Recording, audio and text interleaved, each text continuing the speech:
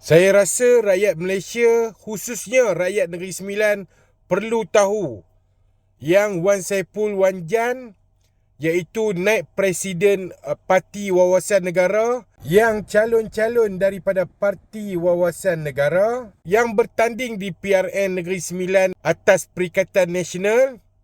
Beliau didakwa atas 18 pertuduhan pengubahan wang haram. Berita ini dilaporkan oleh Astro Awani.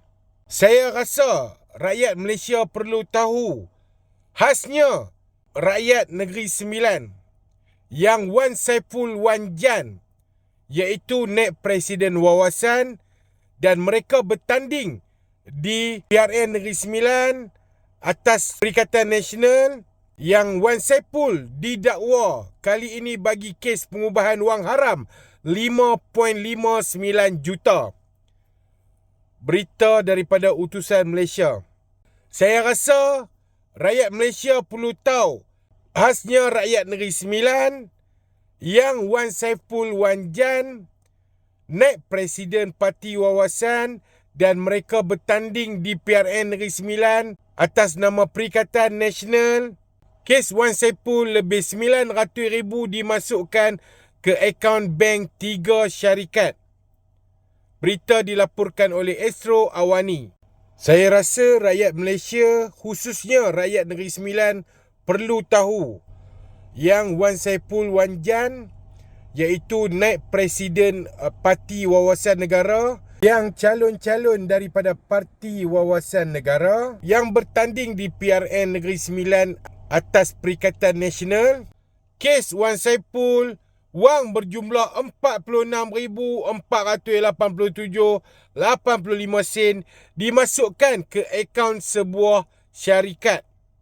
Berita dilaporkan oleh Astro Awani dan bernama. Saya rasa rakyat Malaysia perlu tahu, 10 adun Selangor gesar bersatu pecat Wan Saiful. Begitulah tak bergunanya Wan Saiful ni kepada negara kita, tuan-tuan dan puan-puan. Wan Saiful ni sepatutnya tak ada pun di dalam politik negara kita sekarang ni, guys. Kerana dia memporak-perandakan politik negara kita. Saudara-saudara, boleh bertanya kepada pengundi-pengundi di Tasik Geluguk, Pulau Pinang, pencapaian Wan Saiful sebagai ahli parlimen di sana. Apa yang dia dah bagi kepada rakyat-rakyat Tasik Geluguk, Pulau Pinang. Anda nilai sendiri, buat pilihan yang tepat. Pemimpin-pemimpin yang ada kes rasuah harus kita tentang. Rakyat Negeri Sembilan tolak calon-calon dan pemimpin-pemimpin daripada parti seperti ini. Rakyat Negeri Sembilan, pilihlah bersatu. Pilihlah bersatu yang akan membela nasib rakyat Negeri Sembilan, yang akan berjuang untuk rakyat Negeri Sembilan. Assalamualaikum.